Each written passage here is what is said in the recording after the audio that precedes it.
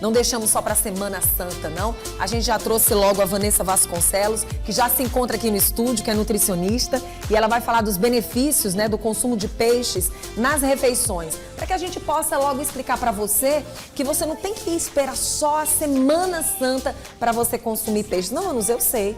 Mas será que você consome? Será que você sabe os benefícios de consumir o peixe no dia a dia? E quais os tipos de peixes que podem te fazer bem? Se tem algum que de repente você come a gordurinha dele e talvez ela não seja tão interessante assim. Seja bem-vinda ao nosso programa. Obrigada. É um prazer receber você aqui. Prazer estar aqui. A gente estava observando e percebeu que você é uma pessoa que gosta de falar muito dos benefícios e também o peixe é algo que lhe chama bastante atenção. E aí vamos trazer a nossa nutricionista, Vanessa Vasconcelos, para que a gente possa falar mais sobre esses benefícios. As pessoas têm o costume de não comer tantas vezes peixe durante a semana, né? É, a nossa cultura, né, ela tem mais essa cultura do frango e da carne, mas os peixes são alimentos que podem estar substituindo aí o frango e a carne, né? A gente não ter o hábito de colocar peixe na mesa, isso é péssimo para a chegada de uma criança e o crescimento dela, porque ela acaba não tendo costume de ver esse prato tão interessante, tão benéfico, né, para a saúde das pessoas na mesa. Por exemplo, eu tenho pessoas que eu conheço que os filhos não gostam de peixe, não comem peixe, às vezes porque não tem o hábito apenas, né? E muitas vezes você está tirando algo da mesa que é tão importante para a saúde. É uma maneira de variar aí as proteínas, né? A gente acaba tendo uma cultura de educar crianças com o que a gente mais gosta, que é a carne, né? O brasileiro tem muito essa cultura da carne. Então o peixe fica meio um pouco de lado, né? E também por ser um pouco menos acessível, né? Verdade. Alguns. E aí a gente vai falando desses alguns, eu queria que você pudesse falar dos benefícios dos peixes, tanto de água salgada como de água doce, e a gente poder falar um pouco, os mais consumidos, principalmente aqui dentro da nossa capital, a tilápia é uma delas, Sim. né? Quais são os outros peixes que as pessoas consomem tanto e algumas tiram alguma partezinha daquela gordura, jogam fora e muitas vezes a gente não sabe se aquele óleo é tão importante e necessário para a saúde da pessoa. Como é que a gente pode falar do peixe e os seus benefícios? O peixe, como outro animal, ele tem algumas partes mais gordurosas, né? Mas a gordura do peixe é caracterizada por ser rica em ômega 3. Sim. Então, a gente tem essa propriedade em todos os peixes, Em todos eles? Em todos eles. Então, não é, na verdade, história de dizer que seria mito ou verdade. Vanusa, a gordura, você tem que saber qual é o peixe que é benéfica à gordura. Isso aí é mito? Então. É mito. Todos têm essa gordura, tá? Em proporções diferentes, mas todos têm essa gordura do ômega 3, né? Então, a gordura do peixe é uma gordura bem interessante, mas como toda gordura deve ser porcionada ali na dieta de maneira correta. A gente observa que a tilápia, ela tem uma gordura, assim, bem visível aos nossos olhos, né? O que falar dessa gordura e relacionado não só à carne do peixe, mas à gordura da tilápia? É uma gordura que não vai fazer nenhum malefício para você se você consome de maneira razoável, né? O interessante é que a gente consuma, assim como a carne e outros animais, aquela parte mais magra, né? Mas o peixe, ele tem essa propriedade que a gente pode estar selecionando ali, né? E também porcionando as gorduras. Pronto, aí nós vamos falar dos peixes que são assados, os peixes que são cozidos e aqueles peixes que são fritos. E hoje a gente tem airfry, que muitas pessoas levam o peixe para airfry e todo mundo fala, airfry foi feita por alguém que gostaria muito de ter saúde. E aí eu queria que você me falasse como é que ficam os benefícios e como é que fica a qualidade desse alimento preparado de várias formas. O peixe cozido, assado, ele tem menos gordura, né? Porque o peixe frito a gente já vai ali adicionar. Mas a airfry, ela é um método ali de fazer peixe bem interessante, porque não tem adicional de gordura, né? Você não é obrigado a colocar nenhum tipo de gordura. Você pode deixar mesmo ali na gordura do próprio peixe, né, da própria preparação. Então, a gente, dentro desses 3, os mais interessantes são o peixe assado sem nenhum adicional e o peixe cozido, né, sendo o mais calórico o frito, com certeza. Na hora do preparo, esse peixe, ele pode perder os benefícios dele se a gente não souber fazer na hora? Se ele passar muito, né, se ele ficar muito passado, ele vai perdendo um pouco essas propriedades, né, de alguns, por exemplo, das gorduras, do ômega, porque ele fica muito, aquele pretinho muito assado, né? O ideal é que ele fique num ponto que ele não vá perder essas propriedades. Não perca sabor também, porque o peixe começa a ficar mais enrijecido, né? A carne fica mais dura. Então, o ideal é que ele fique mesmo naquele ponto de esfacelar, só que não duro, né? Não pode passar muito. Pronto. Eu queria que você falasse a respeito dos peixes e dos frutos do mar, né? Porque, assim, sempre tem aquela dúvida, aquelas incertezas do que traz benefícios para a nossa saúde ou não. Muitas pessoas têm problemas de alergia, né? No caso, numa época como essa, o que seria mais interessante? Os 2 são interessantes, tá? Mas os frutos do mar, eles têm características um pouco diferentes dos peixes, né? O peixe, numa gramatura de 100 gramas, ele tem uma quantidade até bem perto de proteína da carne ou até mais. Alguns, como o atum, por exemplo. Porém, os crustáceos, né, os frutos do mar, eles não têm tanta propriedade. E também eles são um pouco mais caros. Então, você pode negociar ali dentro da alimentação, né? E alguns crustáceos são mais interessantes do que outros, né? Por exemplo, a gente tem essas mesmas características de proteína em camarão, em caranguejo. Já em ostras, né, são um pouco mais diferentes essas quantidades de proteína. Vamos falar, então, dos peixes de água doce e os peixes de água salgada, que sempre é uma indecisão gigantesca na vida das pessoas. Sim. Qual é a diferença? A diferença mesmo é a água, né? Somente. O meio que ele vive. Então, somente. Porém, isso vai determinar muita coisa nas propriedades do peixe, né? A gente já tem uma poluição aumentada, né? Em rios, então esse peixe é um peixe com a carne, a gente observa mais escura. Por quê? Porque ele come ali alimentos de um lugar mais barrento, né? Mais escuro. Diferente do mar, que é um peixe ali que acaba tendo menos concentração de poluição por causa do meio, que é maior. Pronto. Então, o mar acaba sendo um pouco mais, como é que se diz, preservado do que o rio. Às vezes, dependendo da região, o peixe carrega essas poluições do lugar que ele foi pescado. Como nutricionista, a gente chama a atenção de quem está assistindo o programa e ama comer peixe cru. Vamos alertar as pessoas relacionadas a isso. É um perigo. Não, olha, tá vendo? Chamar a atenção de quem aí gosta de um peixe cru, os cuidados que a pessoa tem que ter. Sim. O peixe cru, ele tem que ter, a gente tem que ter uma certa segurança naquele local que está oferecendo, porque é um peixe que já está úmido, né? Ele não foi colocado em nenhum procedimento de temperaturas altas, né? Então, ele não acabou com as bactérias que já tem naquele meio. Então, pode haver um cruzamento de bactérias da matéria-prima, que é o peixe, com o manipulador, que tem que estar com as mãos limpas, né? As unhas limpas, não pode espirrar na preparação, então cabelo não pode cair. Então, são muitos cuidados de segurança. Ele acaba sendo mais frágil, né? É uma alimentação mais perigosa. Né? Mais perigosa. Mais perigosa. E o que chama bastante atenção é que muitas vezes tem gente que não sabe identificar se aquela carne crua está saudável ou não. Sim. Né? Muitas vezes ela está ali preparadinha de uma forma que você não observa. Muda a cor também? Muda a cor também. O problema de consumir o peixe cru é que no mercado, no meio, a gente tem como mascarar essa cor.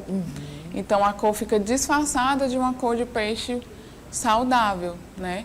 E isso pode acabar oferecendo ao consumidor um peixe mais passado, né? Que já está ali há muito tempo e não ser um peixe fresco oferecido. Pronto. Aí eu queria que você falasse sobre a sardinha. Aquela sardinha que a gente costuma comprar nos supermercados e aquela sardinha fresca que a gente compra nos mercados, como por exemplo no mercado do peixe. Sim, a diferença é a conservação. Sim. Porque a sardinha fresca sempre vai ser melhor, por causa do conservante. Ela não foi colocada em um óleo. Toda vez que eu acrescento óleo na conservação, a gente tem ali uma concentração de gordura a mais, tá? Mas o que a gente pode fazer com a sardinha enlatada? A gente pode colocar ela em uma peneira, né? Aquela peneira de metal mesmo, usada para isso, e deixar passar a água filtrada. A gente tira Para tirar aquele óleo, aquela Isso. conserva que ficou. Exatamente. E comparando as duas, a natural sempre vai ser mais saudável, né? Agora o que eu achei interessante de você falar sobre esse cuidado que a gente pode ter com no caso as sardinhas enlatadas que a gente costuma comprar no supermercado, com essa dica que você deu. Sim. Né? Porque é bem diferente de outros tipos de conservas. Sim. Né? Que não tem água que tire a não qualidade desse produto. Sim. Já no caso da sardinha, já encontra algo que pode trazer benefícios e é positivo, né? Na hora de você preparar. Eu não tinha nem noção dessa ideia de colocar água filtrada. É uma dica que a gente dá, até porque a sardinha é um peixe que ela tá ali já naquela conserva e ela pode ter os metais pesados daquele lugar que ela foi pescada. Inclusive, é muito importante você falar sobre isso. Eu conheço muitas pessoas. Eu, particularmente, não me dou muito bem com as sardinhas enlatadas. Eu sinto, assim, um mal-estar quando eu como a sardinha. Mas acredito que seja mais por causa da própria conserva. A própria conserva. E muitas pessoas deixam de buscar a sardinha fresca, já imaginando que o problema está no peixe, que está ali na sardinha. De repente, não é, né? De repente não é. Só a conserva que coloca um pouco mais de gordura. Então, ao adicionar isso, né, e comer, você tem um trabalho a mais da gordura ali para digerir. Então, pode ser que você não se sinta tão bem. Então, é interessante retirar a conserva também por isso. Né? Muito bom. E aí a gente agora vai chamar a atenção de quem está assistindo o programa para a gente falar sobre os peixes que as pessoas costumam consumir durante a Semana Santa. E aí eu queria que você falasse um pouquinho se muda alguma coisa relacionado à qualidade de cada um. Você já falou que todos eles têm as mesmas... Os benefícios. Os mesmos benefícios. Mas pode acontecer de um ter mais do que o outro, por exemplo? Sim. Dos peixes, assim, a gente tem um destaque maior para o atum. Ele carrega muita proteína em sua composição. Então, tanto o atum enlatado quanto o fresco, né? Eles vão ter um teor de proteína bem parecido com o da carne vermelha. Então, é riquíssimo em proteína, né? E os demais peixes têm um pouquinho menos. A tilápia tem um pouquinho menos, né? E é muito gostoso, né? E é o atum muito é muito bom. gostoso. Aí nós temos o matrinchã. A tilápia é uma das mais procuradas nessa época, né? Que, no caso, devem ter menos do que o atum, né? Mas todos são maravilhosos. Aí eu queria que você me falasse sobre a quantidade durante a semana. Eu confesso que como um peixe no dia seguinte já não dá para comer peixe de novo. Mas quantas vezes durante a semana seria benéfico? Olha, a gente tem uma regularidade aí a seguir de pelo menos 2 vezes por semana, né? Pelo menos, né? Pelo menos, mas a gente incentiva o consumo dessa carne mais magra, né? Como o peixe, durante toda a semana, dependendo da sua quantidade de proteína indicada. Então, é bem variável esse consumo, porque depende do gosto de cada pessoa. Tem gente que gosta de peixe todos os dias. Então, pode fazer o consumo, desde que esteja naquela sua cota de proteínas do dia. Você vai distribuir ali, substituindo, por exemplo, a carne e o frango. Muito bom. As misturas de peixe com algumas verduras e legumes, ou até mesmo com o próprio ovo, são benéficos? Sim, são benéficos, porque aí você tem uma gama de nutrientes maior, né? O peixe ali vem carregando proteínas, cálcio, né? E são fontes de vários micronutrientes, enquanto você junta com outros legumes que também tem. Então, quanto mais variada, melhor ainda. Muito bom. E agora, para a gente encerrar essa conversa gostosa, a gente vai falar sobre a cabeça do peixe, que é algo sempre muito discutido e muito preocupante, principalmente porque nós tivemos uma fase onde o olho do peixe foi motivo de muitas notícias negativas. Sim. O que falar da cabeça do peixe? A cabeça do peixe é a parte que tem mais essa gordura, né, que é concentrada no sistema nervoso. Nós temos também, então, os animais todos têm essa concentração de gordura, né, até por causa da informação nervosa. Então, essa informação nervosa passa por essa gordurinha aí que fica concentrada na cabeça. Na cabeça nós não temos tanta propriedade de proteína, nós temos mais essa parte que é considerável até que você pode rejeitar. Mas caso você consuma, não tem problema, desde que seja de maneira controlada, né? E observar bem direitinho, E observar direitinho, também por causa da limpeza. Então, é uma coisa que você tem que ter muita atenção por causa da limpeza e da higiene, né? Bom, já viu que não tem tanto, não é tão benéfica, a cabeça é mais pelo gosto, prazer, pelo gosto, a vontade mesmo da pessoa saborear. Então, deixa mesmo o restante do peixe que é mais benéfico para a sua saúde, né? Sim. Faltou alguma informação que a gente pudesse levar para quem está em casa ainda assistindo o programa? Acho que não, a gente já abordou tudo, a gente pode incentivar o consumo do peixe, né? Assim como de outros, e também pode adicionar o peixe nas preparações, como tem muita torta, né?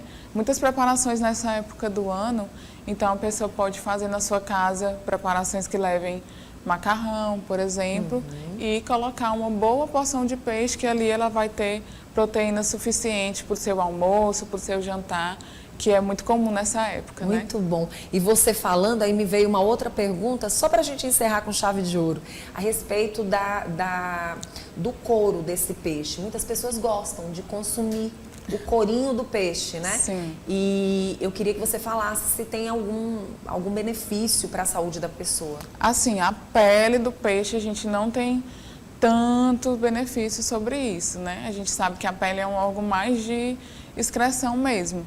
Então, aquela pele, ela pode proteger o peixe das temperaturas altas, né? Que você vai ali cozinhar. Então, ele fica ali protegendo, tá? Mas não tem uma propriedade, assim, pra gente, tá? Mas só pela questão mesmo de cozinhar ali e tá protegendo o peixe, né? Às vezes a gente deixa passar um pouquinho, a pele vai ali proteger. Muito bom. E foi muito bom você ter falado de pele e, ao mesmo tempo, vem aquela dúvida do couro. Essa história de que tem peixe de escama e de couro, é verdade? É verdade. Porque a gente falou que é importante para tirar essa dúvida, né? É verdade. Então, realmente, geralmente o de couro, ele é mais do mar ou não? Não, tem muita variação. Depende muito da espécie do peixe. Mas essa escama ou esse couro está mais relacionado com o meio que o peixe vive. Então, a gente sabe que tem peixes que são mais de água doce, mais de água salgada, né? Então, a gente sabe que essa água que o peixe está vai relacionar aí com a proteção da pele dele. Se ele precisa de escamas ou não. Então, vai delimitar se ele é um peixe de couro ou de escama. Tá certo. Tá bom? Eu quero agradecer pela sua presença. Muito obrigada por você estar aqui. Bom, gente, o importante é que você consuma peixe pelo menos 2 vezes por semana. E a gente acaba terminando a entrevista e vem aparecendo mais perguntas. Se você tiver dúvida, entre em contato com a nossa nutricionista. Como é que as pessoas fazem para falar com você? Tem o meu Instagram, que é @NutriVanessaV. E podem também entrar em contato pelo WhatsApp, que é 86-9817-7837. Muito bom. E você que não conseguiu anotar, está somente com o Instagram aí na telinha, fique tranquilo, porque a nossa produção tem um telefone da nutricionista. Se você quiser ligar para a gente passa especialmente para vocês.